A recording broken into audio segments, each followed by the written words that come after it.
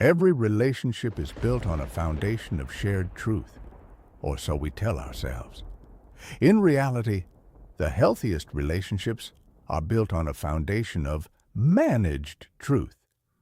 We are socialized to believe that love equals total transparency. But dark psychology teaches us that the human psyche was never designed for total transparency. It was designed for survival. When a woman enters a new relationship, she does not arrive as a blank slate. She arrives as the sum of every victory, every scar, and every lesson forged in the fires of past connections. Some of those lessons are benign, but some are secret, buried so deeply that to unearth them would threaten the stability of everything she has built in the present. These are not lies of malice. They are lies of self-preservation. What follows is a dissection of 5 secrets from her past relationships that she will guard with her life. Not because she wishes to deceive you, but because the female brain is wired to protect the nest at all costs, even from the truth. 1. The platinum standard. In the hierarchy of past relationships, there is always one that holds a unique, toxic power. It is not necessarily the one she loved the most. It is the one who provided the most. Evolutionary psychology suggests that women carry a hypergamous instinct, not a conscious desire for material gain, but a deep-seated drive to seek security and resource abundance for potential offspring. When a woman has shared her life with a man of significant wealth, status, or means, and that experience quietly rewires her baseline definition of stability, call him the Provider X. It was never really about the money itself. It was about what money felt like, walking into a restaurant and receiving the best table without asking, never glancing at a price tag, living inside the particular ease that comes from knowing problems can be dissolved by capital. Now, she is with you. You are a good man. You work hard. But here is the secret she carries in silence. In the quiet moments, when the bills accumulate, when you tell her, "We can't afford that right now," her mind briefly runs a slideshow of a life where that sentence did not exist. This is anchor bias at work. Her brain's anchor for security was set during that relationship, and every subsequent partnership is measured against it, even if she has long rejected the man himself. She will compensate by becoming fiercely supportive of your ambitions, and by never complaining about money, by overcorrecting to prove to you and to herself that she is not defined by what she once had. But beneath that performance lives a quiet mourning for the ease she once knew. To speak it aloud would be to admit that she sometimes measures your love by what you cannot give her, and that is a guilt she refuses to carry in the open. 2. The training manual. Women are not born with the complex emotional toolkits they wield in adulthood. These toolkits are forged in the crucible of difficult men. Every toxic ex, every emotionally unavailable lover, every manipulative partner contributed chapters to a manual she now uses to navigate you, whether you are aware of it or not. Suppose she was once with a classic narcissist. To survive that relationship, she learned to read micro-expressions with forensic precision. She learned to detect a mood shift in the tone of his hello. She learned to suppress her own needs preemptively to sidestep his rage or his punishing silences. She became, in essence, an expert in managing his ego. Now, she is with you. You are stable and kind. But she still carries that hypervigilance. When you come home deflated from a difficult day, her subconscious does not simply observe a tired man. It runs a diagnostic. Is this anger? Is it aimed at me? What do I need to do to diffuse this? This is pattern matching.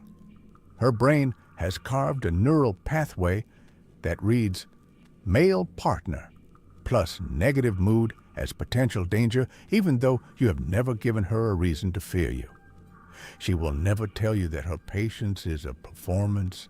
She will never reveal that when she handles your frustration with such calm, she is executing protocols written by another man. She gives you space when you're angry because the last man who got angry threw things. She listens without interruption when you vent because the last man who vented punished her for offering solutions. She keeps this manual hidden because it exposes how deeply she was once shaped by someone else's cruelty, and to show you the finished product without revealing the factory that built it is the only way she knows how to protect both of you. 3. The safety blueprint betrayal is a teacher, and once a woman has been taught its lesson through infidelity, financial ruin, or sudden abandonment, her subconscious never forgets. She may forgive, but it does not forget. In engineering, there is a principle called redundancy, the installation of a backup system in the event the primary one fails. For a woman who has been burned, her life runs on redundancy. This is the safety blueprint. She has a plan. It may be vague or meticulously detailed, but it exists. It is the bank account in her name only that you don't know about. It is the casual friendship with an old colleague she maintains just in case.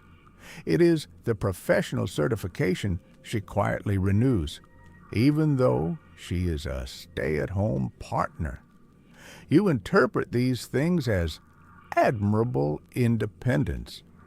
You may even praise her for being low maintenance or self-sufficient.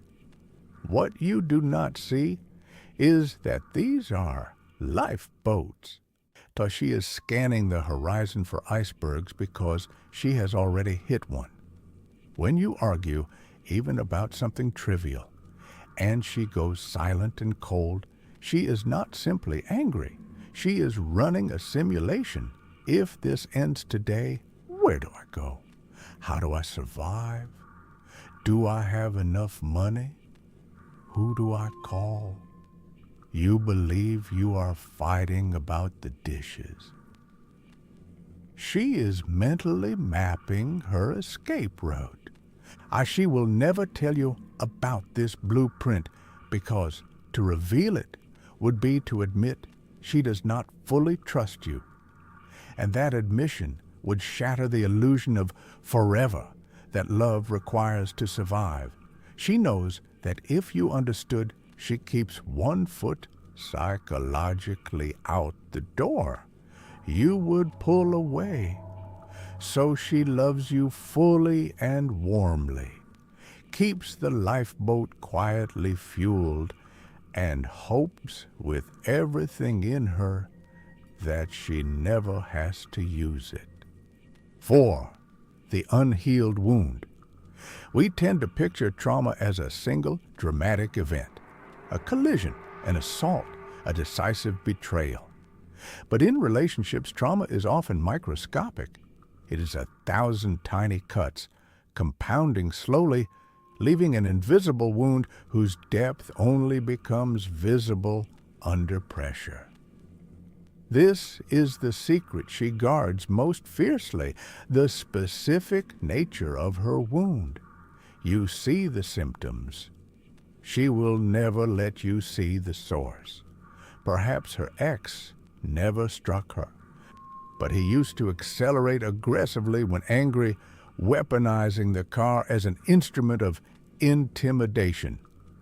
Now, when you exhibit road rage and slam the accelerator, she does not simply feel startled. She is transported, fully and physically, back to that passenger seat. She dissociates. Her silence beside you is not about you. It is the silence of someone surviving a memory. Or perhaps her ex weaponized her own vulnerabilities against her. She confided that she feared abandonment. So during every argument, he threatened to leave. Now, when you step outside to cool down during a disagreement, she is not merely annoyed. She is panicking. Her nervous system screams, "He's gone. He's not coming back." This is how it starts. This is state-dependent memory. When her body enters a heightened emotional state, fear, grief, anger, it retrieves memories formed in that same state. She is not choosing to compare you to her ex. Her nervous system is making the comparison faster than her logic can intervene. She will never give you the full story of this wound. She will offer a censored version. "I don't like loud noises," without telling you it is because he slammed cabinet doors to intimidate her. "I need space when I'm upset," without telling you that being cornered during arguments was her personal hell. She protects you from the horror of her past because she fears that if you knew the real her, the damaged her, you would see something broken and leave, and in leaving, confirm every fear she has ever had. 5. The Great Replacement. This is the most psychologically complex and perhaps the darkest secret of them all. It is the existence of the alternate timeline. There is almost always one man from her past who represents what could have been. He is rarely the toxic ex. He is the one she met at the wrong season of her life, the one who was perfect on paper, but geographically impossible. The first love she had to leave for college or career or circumstance. This man exists in her mind as a static image of perfection. Unlike you, he has never disappointed her because he was never given the chance. He never left dishes in the sink. He never forgot an anniversary. He never grew tired or distracted. He exists in a vacuum of pure potential, untouched by the ordinary friction of shared life. In moments of deep dissatisfaction or creeping boredom in your relationship, her mind does not simply wander toward this man. It performs what might be called the Great Replacement. She mentally substitutes him into the current scene. If I had stayed with him, would we be arguing about money right now? Would he be this exhausted? Would life still feel like an adventure? This is counterfactual thinking layered over rosy retrospection. Her mind attempting to resolve the discomfort of the present by editing the past. She is not cheating on you physically, but in these private moments, she is emotionally unfaithful to your shared reality. She will never tell you this. To do so would be to confess that you are, in certain moments, a placeholder for a ghost. She knows the fantasy is unjust. She knows that had she ended up with that man, he too would eventually leave the dishes in the sink. But in the dark, quiet hours when you have let her down, she allows herself to visit that alternate universe. It is her secret garden of what if, and you were never meant to find the gate. Let's bring these all together. 5 secrets, 5 locked doors, the platinum standard, the training manual, the safety blueprint, the unhealed wound, the great replacement. It would be easy to walk away from this exploration gripped by paranoia, to look at your partner and wonder which ghost is haunting her periphery at any given moment. But that would be a fundamental misuse of this knowledge. Dark psychology, applied ethically, is not a weapon for accusation. It is a lens for compassion. These secrets are not evidence that she does not love you. They are evidence that she is human, that she has survived a world which taught her through direct experience that vulnerability is dangerous and self-reliance is the only reliable safety. The correct response is not interrogation. It is understanding. It is the willingness to recognize that when she pulls away, it may be a memory pulling the strings. When she overreacts to a small slight, an old wound may be the one crying out. You cannot force her to open these doors, but you can build a present so consistent, so warm, so genuinely safe, that the ghosts behind those doors grow quieter with time. You can become the man who renders the alternate timeline irrelevant, not by competing with phantoms, but by being so fully, undeniably present that the comparison never forms. Love is not the absence of secrets. It is the acceptance that we all carry them, and the daily choice to stay anyway.